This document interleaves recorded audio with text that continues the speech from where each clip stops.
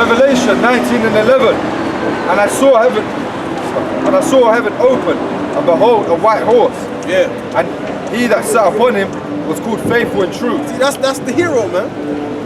That's the knight in shining armor with the white horse, the elegant, the beauty, you know, the armor.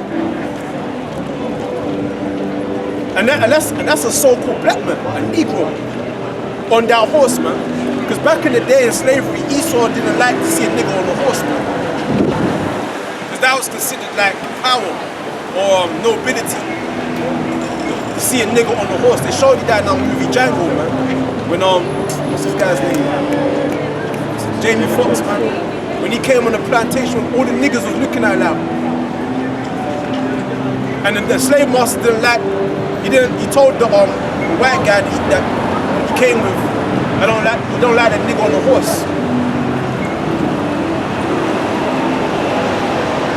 But then the white guy kind of like made a deal with him. He wanted to make a deal about money, and then he was cool with him. But the point is that when we're in slavery, that's a symbol of power. Like being on a horse. Even in the end of the movie, when about 3 Jacks, the ones now in the cage, like he told them about who he was, and then they said, ask those guys. And then the two Edomites, they went to the cage, and then they asked him, how did he come to the plantation? And they said, he rode in on a horse. Yeah. And then when they said he rode in on the horse, they believed that he wasn't just any other Negro. Yeah. You know? He had power, status. Yeah. You know? Because they said that Lord coming in a cloud with power and great glory, man. That horse represents power. And when they said, repeat that verse again. Revelation 19 and 11. And I saw heaven open, and behold, a white horse. And he that sat upon him was called Faithful and True. So the Lord's coming from the heavens, man. That's how he's coming. You know what I'm saying?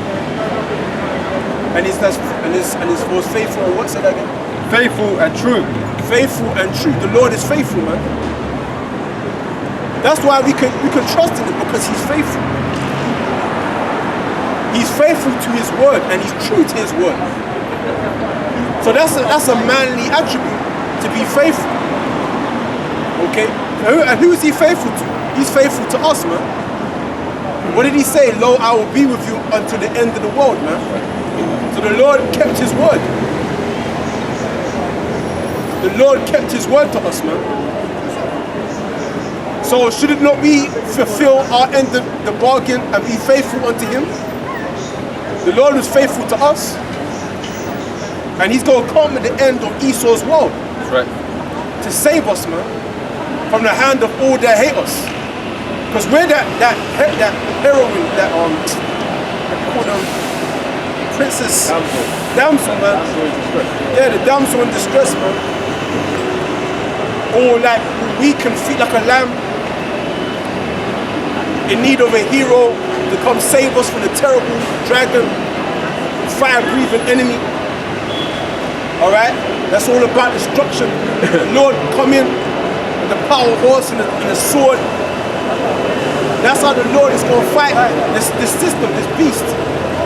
Okay? Someone just walked by with a Super Mario t-shirt on. And that whole game is brothers just talking about. Super Mario is going from castle to castle, trying to find the princess or the damsel. And he has to fight a dragon at the end. They got that idea from the scriptures, man. A lot of these movies about fighting the dragon, man. Lord of the Rings. You know what I'm saying? All these movies. You know. And in righteousness he doth judge and make war. So it's righteous. The Lord is coming. It's a righteous thing the Lord is coming to do on earth, man. When he's coming to slaughter the people, them don't think he's evil. People are gonna think he's evil. Yeah. You know what I'm saying? He's doing something righteous. Okay? He's coming to slaughter these people, man. That's a righteous thing that he's doing. People want to turn around and call him a terrorist. People want to come around and say that Yahawashi is a king.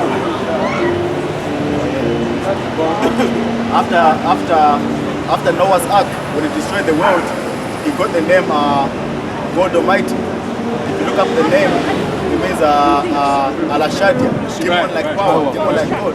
Right. You know, because basically people understood the kind of power he was. When he was angry, he destroyed the whole earth. You see, even now, man, when the Lord is angry, he's coming to shake up the whole earth. That's right. You know? Yeah, he will destroy the people, man, woman, and he doesn't, like I said, he passes from sameness, man. He doesn't care. Man, woman, child, elderly, sickly, he doesn't care. He's coming to wipe out everything. That's right. A destructive force, man. Remember, Yahawashi, he's the ultimate, he's the original warrior. It tells you that in Wisdom of Solomon, that almighty word beat down from heaven as a fierce man of war. So Yahawashi, he's the father of all warriors, man. And he's coming back at the end of Esau's war to fight the warriors of this realm, man. And show them who's the real boss. You see him? You know? Verse 12. His eyes were as a flame of fire, and his head was like on his head were many crowns. See that? His eyes were as like flaming fire, man. Why? Why? Because of the liquor, man. Okay? There's nothing wrong with drinking wine, man. You can drink wine. These churches have you think you can't be drinking wine, Jehovah's Witness. And the Roman Catholics, they'll have you think you can't drink. How you gonna call yourself a believer in the Bible and not understand that you can drink wine? It's all in the scriptures, man. Did you say when they had the Passover, it was grape juice? Wait now.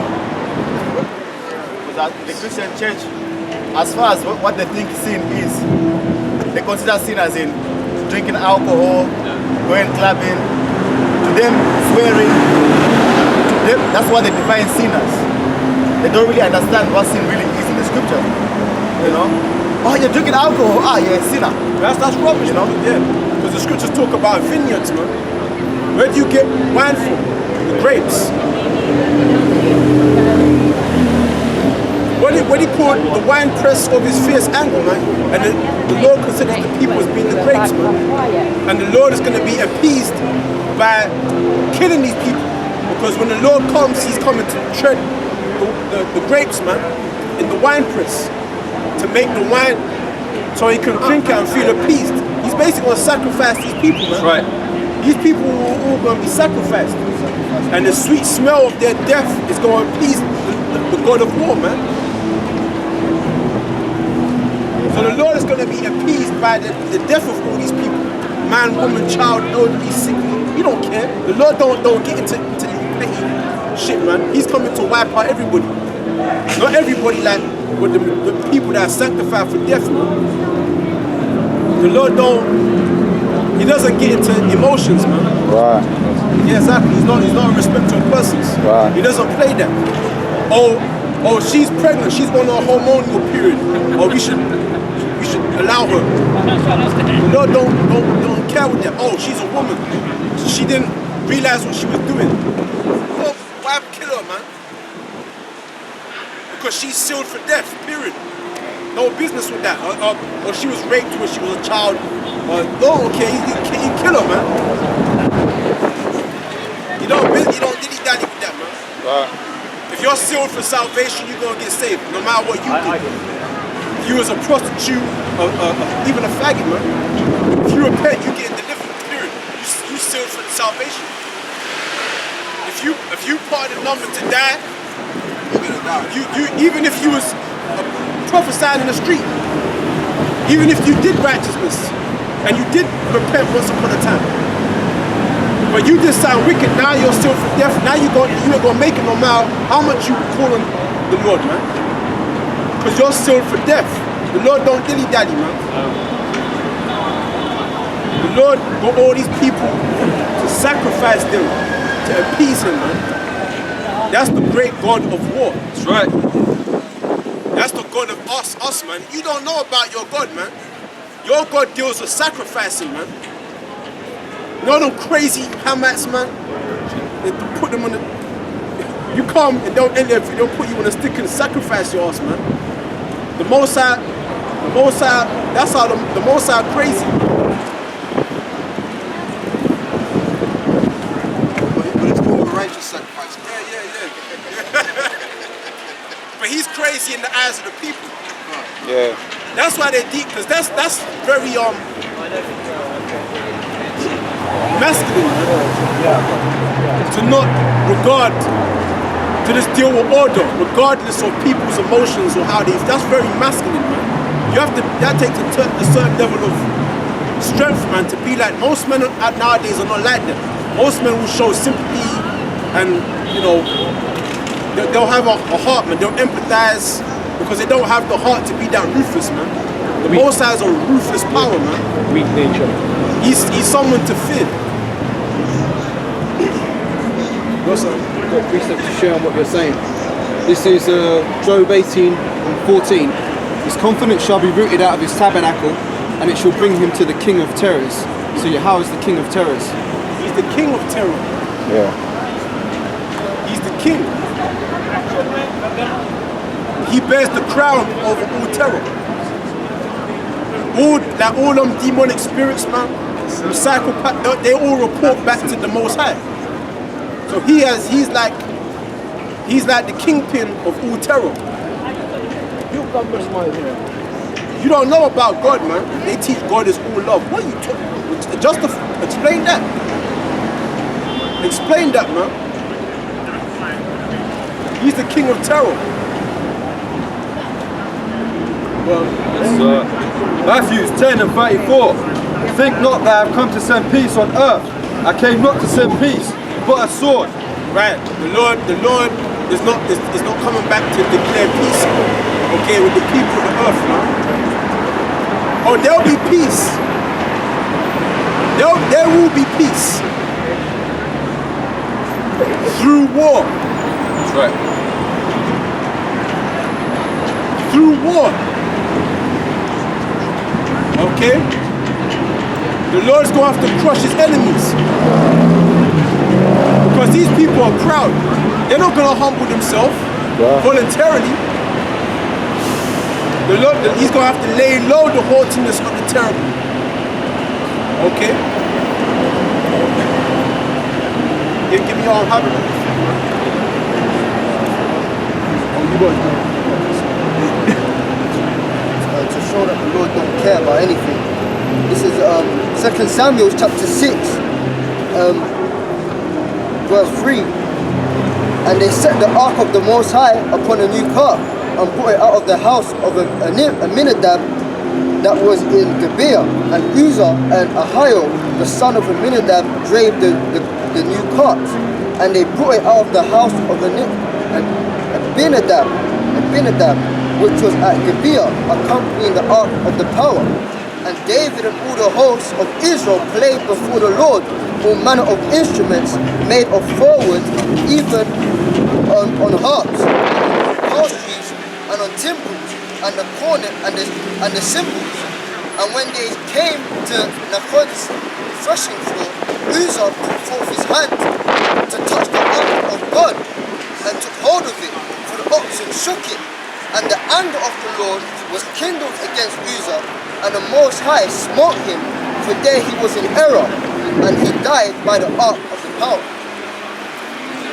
So that means that, as the brother was saying, that the Lord don't really deal with emotions, because it's in the law that only the Levites at the time and certain men could handle the ark of the covenant. And they were traveling, and they came to a certain part where it looked like the ark was going to fall off the cart. So that's a good thing. Oh, let me hold the ark so the ark don't fall. But it's the scriptures, don't touch it. If you're not qualified, don't touch it. So Uzzah touched the ark in a good way, you know, he had good intentions, but that was against the word of the Lord, and he died. You know? So the Lord don't care, man. Yeah, even his intent was good, but then the Most High set the tone. He said no one touches it except the Levites. Period. He thought he was trying to save him. Most High don't play that. He said no one touches him but the Levites. sometimes it's just reaction. Trying to pull up like, you know, just Most react. sides active. It Most sides goes active. that way, man. It goes that. You know? That's why I think it was Apostle Bakar that made the point. He said that you've got members of the elect that have probably done worse than the 2/3. But they're still sealed and destined for It was predestinated for them to get delivered anyway. Yeah. Like when the Most High sent that flood and killed everybody except Noah, his 3 sons and their wives and his wife, they was called disabled people. Those called poor beggars that help old people cross the road. There's probably people that were genuine in heart, man. The same sick people, old people, my elder people. People that you saw them and your heart would go out to them, man. And you see them in pain and suffering, man. You know what I'm saying? People that try to make ends meet. Babies, man. Newborn babies. You know what I'm saying? Most I whacked them all out, man. Killed every last one of them, man. Most I doesn't play that. He's beyond human understanding. He's beyond human emotion. Humans get caught up in feeling, man. And she don't mean nothing to say, but most I don't play that. Hold on, he wants to say something. Yeah, like another example, the Apostle Paul. The Apostle Paul persecuted the church. Yeah, right. Yeah, and the Most High used him above all the rest of the apostles, man. Even though he was killing off members of the elect. See, the Most High, he does things mysteriously, man. Yeah. He's very random. Most High is very random, man. He does things like unexpected. Something that you wouldn't expect, he'll go and do it, man. You know what I'm saying? Don't put it past the Most High, because he'll do it, man. Yeah. He'll kill somebody that you think your mom, the closest person to you. Your mom, you kill your mom just to see your reaction, man. Yes, brother, that's deep. See if you're gonna curse That's him. deep, brother. If you won't That's curse deep, him, brother. and That's take very his name deep. in vain. Very deep. He'll kill your mom right in front of you and sit back and watch you. Then what you gonna do? You gonna curse me out, or you gonna repent and pray that I don't kill you too? Lord will kill your kids, man. You want to kids your whole life. Like me, I want a daughter. I'm at a stage in my life where I do actually want that. Say if I did get that, and the most I kill all of them. Just to see my reaction, man. Just to see how I'd respond and cope with that. The Lord did it to Job's. He killed off all his children, man. But Job kept his integrity. Yeah. So the Lord will stick it to you, man. It's at Romans 33, Romans 11, verse 33, and it says, Like Job said, don't eat me slave guy, maintain my integrity. Right. it's at Romans 3 and Romans 11, verse 33, it says, all the depths of the riches of the wisdom and knowledge of the Most High, how unsearchable are his judgments and his ways past finding out. His ways are past finding out. Never stop that. That's deep. Meaning his ways, you can't find out his ways. Like Ezra tried to find out why the Lord, he's trying to get the Most High to have sympathy on Israel. But then the Most High said, you know what, do you love these people more than me? So you see, the Most High, he demands infallible loyalty from us, man. So much so that the earth will crumble around us, but he's still expecting us to be loyal to him. No matter what goes on around us, he's expecting infallible loyalty, man. Even if the Most High kills off your family, your wife, your children, he's expecting you to remain loyal to him, to put him above all else. you understand what I'm saying? The Most High is expecting you to prioritize Him first. Not your job. You know, going out on a date with your wife every Saturday, Friday night. Most High don't care about that. He wants you to put, he cares about what you think about Him. Okay? Precept to what you're saying. This is Isaiah 55 and 8. For my thoughts are not your thoughts, neither are my ways your ways, saith Yahawashi. For as the heavens are higher than the earth, so my ways higher than your ways, and my thoughts than your thoughts. Right, so the Most High's thoughts, He knows what's best, man. That's right. Like a parent to a child. The child don't understand the way of the parent. He doesn't understand the magnitude and the foresight of the parent. All he sees is the pain and you know the chastisement that the parent is inflicting on him. He doesn't understand why the parent is doing it. He doesn't see the foresight and the vision that the parent has. The Most High's ways is past our understanding, man. The Most High sees things that we don't see. You understand? The Most High has planned out things that we can't even fathom. So, whatever the Lord's doing to us now is needful, even though we might not fully understand it. Okay? It's all the process of the kingdom, man, of His will, His intent. And that's why we just gotta trust it. We just gotta trust it. We just gotta put your trust in it. I know it sounds crazy. You know what I'm saying? You got all kind of crazy cults out there and people telling you to strap bombs to you and jump off a cliff and kill everybody in the building. You know, you got crazy Muslims out there telling you to do all kind of crazy. You know, you got voodoo experts cutting themselves and sacrificing God knows what. You got all kind of weird people in the world, man. But you just gotta know that this is the truth. You gotta trust your judgment. Right. Don't trust me. Trust yourself, man. That you're getting yourself into the right thing. Because it's all on you at the end of the day. The Lord's gonna punish me for something that you did. That was all on you. You're your own man, man. You know? Every man shall be judged according to his ways. If that's the way you fall down, that's on you. You're going to get judged according to that.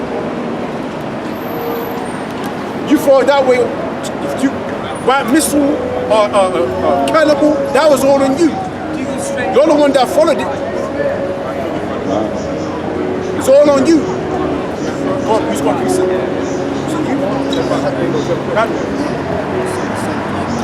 Oh yeah, you're a pastor. It's Acts 10 and 34. Then Peter opened his mouth and said, of a truth I perceive that the Most High is no respecter of persons. Right. So there's some things in your life you see and you think, oh man, the Lord really, I mean you always knew it, but sometimes the Most High will have to show it to you again so you fully understand that I do not respect the person of a man. Or his prestige, his sickness, I don't care. I'm dealing with loyalty to me. I don't care about your sickness. I do not care about how many fans you have, how many likes you get on YouTube. I don't care how many women, how much pussy you done had, how tall you are, how much weights you lift at the gym. I don't care about that. I'm only going to save those that have remembered me in affliction. The Lord is very narcissistic, man. He's very If you think a woman is narcissistic, check the Most High out, man. He only cares. It's me, man. That's the Most High. You think a woman is me, check the Most High out, man. He's worse, man, than a woman, man. You always complain about women. Oh, woman don't care about herself. But the Most High only cares about himself. He only cares about himself, man. That's why we were created to praise him. Right. Brother, can I say one thing? But you know what though? Right? When all hell breaks loose in the society, right? And something happened a couple of days ago. And what happened was the lights came off. The electricity came off, right? So I'm gonna go into that later on, but I don't want to let this brother get on me. I just want to say a few things. When the world stops altogether, including electricity, all that's gonna matter is the word of the Lord. That's it. Alright? And then we're gonna find out how vulnerable we really are, and that we're gonna also find out that there's only one source and only one entity to go back to. Because you're not gonna go back to your moms. You're not gonna go back to your pops. Okay? That fridge you got in your house, that cookie you got in your house, that bathtub, that toilet, everything that you got in your crib, that shit ain't gonna matter. The only thing that's gonna matter is you trusting in the word of the Lord. Very true. That's it. Very true. That's why he said, heavens and earth shall pass away, but my words will not pass away, man. Even and I don't cut you too, brother, even your woman, she ain't gonna matter either. Yeah. Because she's gonna be put to death on like that. Right. Exactly. Because they're wicked, so most likely she's sold for death anyway. And she's not the most high.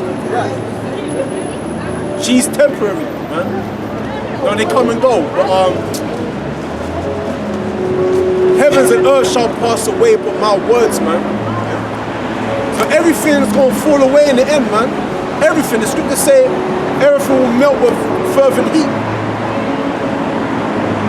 Everything, man. Your clothes, on your back. Most of might have you in a state when you're walking up and down the street naked, man. Butt naked, no socks, no, nothing, man. I can see you, bro. Yeah. You might actually be, when all hell breaks loose, something might happen where your clothes get so stink that you can't tolerate it, man.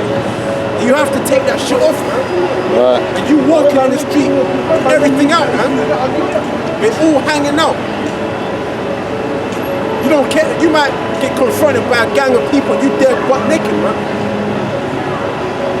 The only thing you got is the spirit, man. That might actually happen, man. You want me to hold you? Huh? Yeah, I'll just leave the road. The road. Right. Make the guy strip naked. What's the scripture that says, don't think about tomorrow, about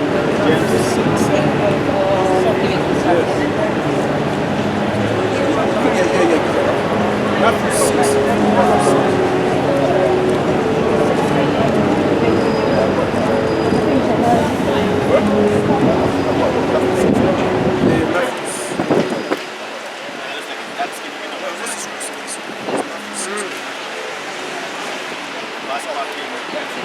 Everything, bro. What's happening? It's like 19. That's the Edomite. This is the book of Matthew chapter 6, verse 19. Lay not up for yourselves treasures. Wait. Go to 25. Matthew 6 and 25. Therefore I say unto you, that take no thought for your life, what ye shall eat, or what ye shall drink, nor yet for your body, what ye shall put on. Is not life more than meat, or the body more than raiment? Right. So take no thought for your life, man. This all added to the point of what I'm trying to say. At the end of the day, it's all about what's going to sustain you and keep you alive is your trust in the Lord, man. It's that connection, that faith you have to the Lord. That's the only thing that's going to keep you stable, while everything else crumbles around you, man. And it will. Yeah. It will. No doubt. Even people that don't believe in this truth know that everything's going to crumble around them. Doomsday preppers. Go on YouTube. Everybody knows that the world around is going to crumble down, man. The system's going to crack down. Electricity is going to go out the window. Alright? Cars are going to be left out there in the street. Right. All these food stores are going to be sacked, gone through, broken into. Medication's going to be out the window. Police are going to quit. Nurses, doctors, they're going to quit and take all that medication for their family. So the only thing you got left to hang on to is the Most High getting you the fuck up out of here, man. Right. Read it again, actually. back up to Matthew 6 verse 25, and it says, therefore I say unto you, take no thought for your life, what ye shall eat or what ye shall drink, Right. nor yet for your body, what ye shall put on. Right. Is not the life more than meat, and the body than raiment? Right, so don't worry, you want to eat. Your whole your mind, your energy is focused around eating and stacking up, man. You know, you got that fear. I need to eat this amount today, eat that amount for tomorrow. You know, you're rationing out the food. You know, your clothes, you're picking your certain clothes. You know what I'm saying?